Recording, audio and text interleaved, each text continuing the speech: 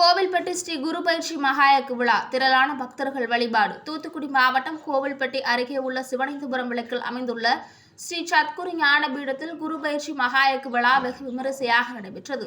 மேச ராசியிலிருந்து ரிஷப ராசிக்கு ஒரு பகவான் என்று பயிற்சியாகிறார். இதையொட்டி சிவாச்சாரியர்கள் கோவில் வளாகத்தில் யாகசாலை அமைத்து மங்கள இசையுடன் விக்னேஸ்வர பூஜை, மகா சங்கல்பம், புண்ணியாக வாஜனம், கும்ப பூஜை, சுக்தாதி பாராயணங்கள் தொடர்ந்து ஸ்ரீ குரு பகவான் மூலமந்திர ஹோமம், நவக்கிரக ஹோமம் நடைபெற்றது.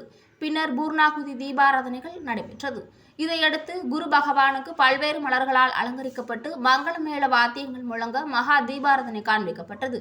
இந்த சிறப்புமிக்க குரு பயிற்சி பூஜையில் ஏராளமான பக்தர்கள் கலந்து கொண்டு குரு பகவானை தரிசனம் செய்து சென்றனர்.